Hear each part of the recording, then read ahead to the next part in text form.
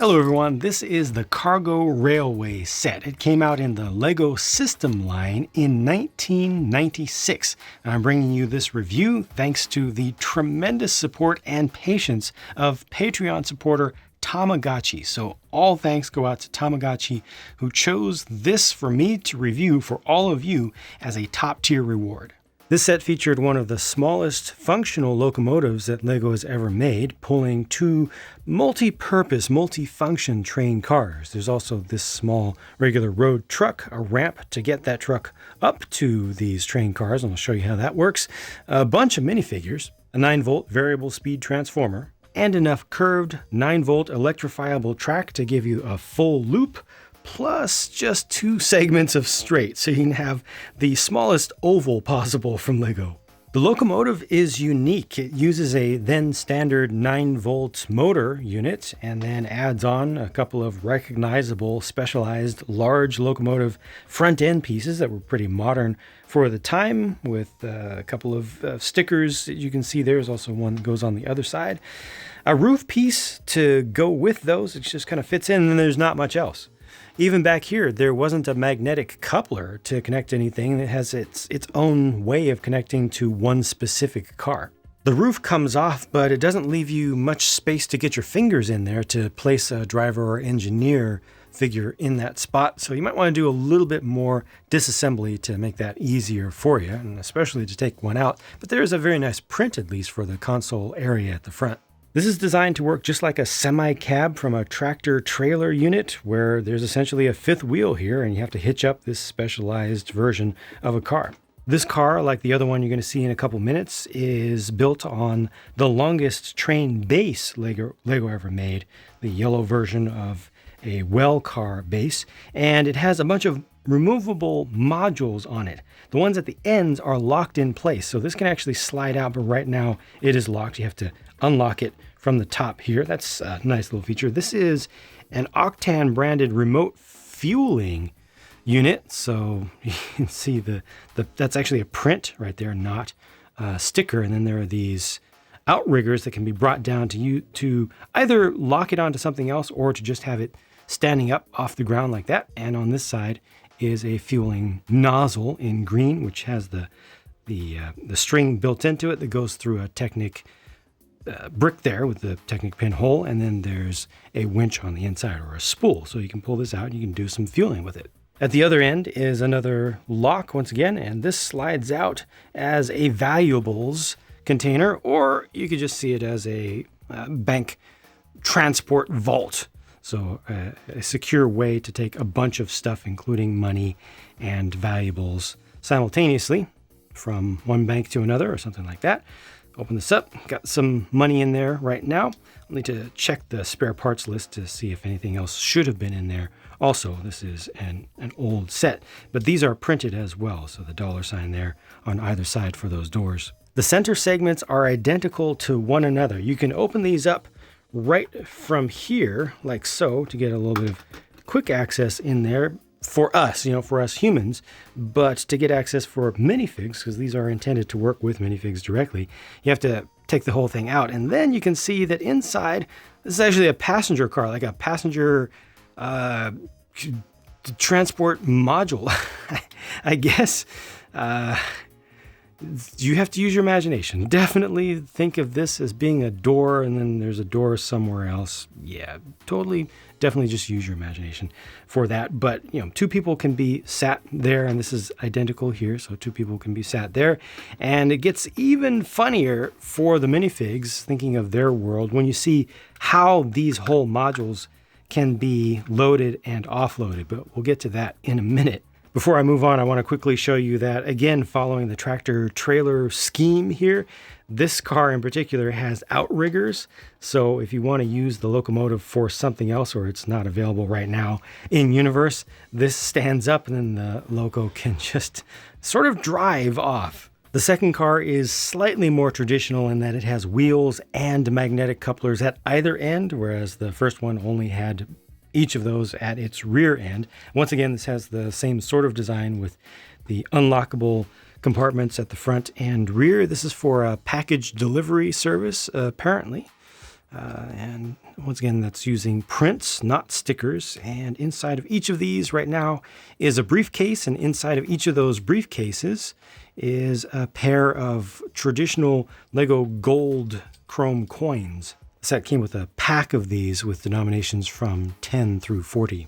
At the other end, once again, unlock this, and this is also kind of like package delivery, but more just like national mail this time around, with the horn logo. Once again, prints, not stickers there.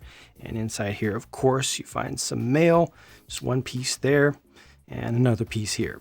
Once again, the center modules are dedicated to transporting humans in an awkward way, but in this case, these are the sleeper units. So each of these has a bunk bed in it. So you can put one figure up top, and it's nice that they actually included the studs there with the jumpers so that a figure laying up here would not fall off. You know, if you get rough with the train going through turns really, really fast and everything, the person would stay there, while the person down below would also stay there because they're just, well, down below and there's nowhere else for them to go. The other module here is also exactly the same, so it's more just about transporting people around in these boxes of sorts. This truck looks pretty normal. It's a 6-wide design and just holds a single person behind the steering wheel there. You can open up these little doors and you have easy access through the roof to put a person in there. It might be possible, just barely, to squeeze a second person in there. They have to be leaning way forward, but it might just be possible. We've got a couple smokestacks back here and then some stuff going on the back that is actually really, really useful. There's this loading, offloading ramp, you see, with a couple of barriers there that are easy to get through. They're actually spring-loaded with a couple of springs that were used for suspension pieces on vehicles in other themes. It's very convenient. So when I open that up, there's a ramp behind it, which takes you up to just the perfect height for that truck to connect up to the train when the train is on the tracks. So I'll just back this straight on in, and when I get up there, it connects to that Technic pinhole there. It's a better angle. It's pretty perfect where it is, and it's just going to angle it slightly. You push that in and just drive away now. So that's how you get your people, right? There are going to be people inside of here, so you offload your human beings like cargo in this thing. Now, granted, there's no convenient or humane way to get people that would be inside of there out and down to the ground, so they still have to climb around. Or I guess you could just take them to their homes or something. Like this could be used as a sort of a taxi system, so people are in there and the driver just takes them directly to their house and then just dumps the whole unit off, and there you go, you're home, bye. Certainly less weird is the concept of offloading regular cargo. So for this, you actually don't want to use the ramp. I found the ramp is too high for this feature, but there are a couple of things you can do here. And the most tricky and coolest is to slide the cargo out slightly, bring down the outriggers on just one side, the side where you are offloading. And then that's going to line up almost perfectly with the tiles on the back of the truck and just guide it back. And as you push this through, it's just going to settle right on down. Now that's just perfectly in place. It's not going to come off. You could also leave up the outriggers entirely if you want, and it will still just slide in place. It just has the opening on the underside. It's a 2x2, fits right over the 2x2 tile there. Either way, it works, and then, yeah, just drive this off to wherever it needs to go.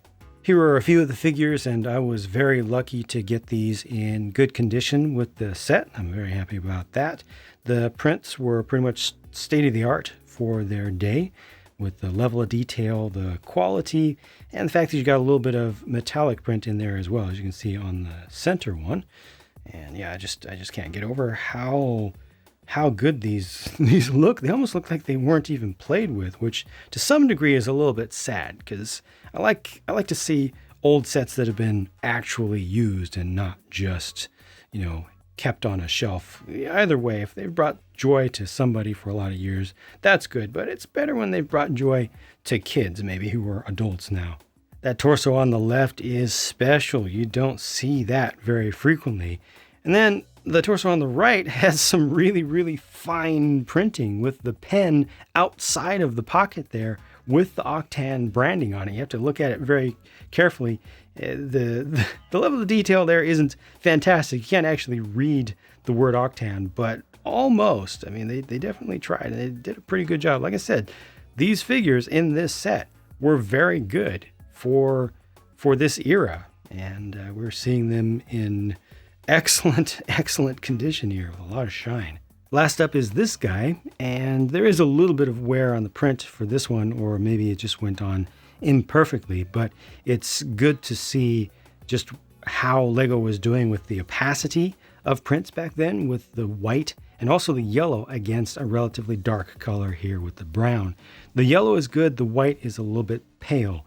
Stands out okay, but should have been better. The yellow is done very well though, and again, no print around the back, no alternate face, because, well, this was 1996.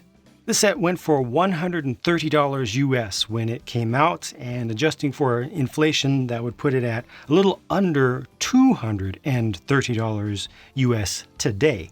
Looking at the amount of stuff that comes in this set, including the track and the transformer, I feel like the value proposition here is very similar to what we've gotten with the last couple or the last few freight/cargo trains from Lego. And I do compare this to the freight or cargo ones and not to the passenger ones, because the passenger ones just have a lot less going on with them today. You know, they're purely for passengers. They're very, very simple by comparison to this. There's a lot of stuff that you can do with this set. And I have to give it extra points over the modern stuff because of the 9-volt track and because of the transformer that would allow you to just go and go and go. But I feel like the more modern freight-oriented complete sets have given you a little bit more to do, both with the train and away from the train as well. So yeah, they stack up pretty well. I'm surprised about that. I like this whole thing. I have very much enjoyed the experience of putting this together, playing around with it myself, and evaluating it as well for all of you.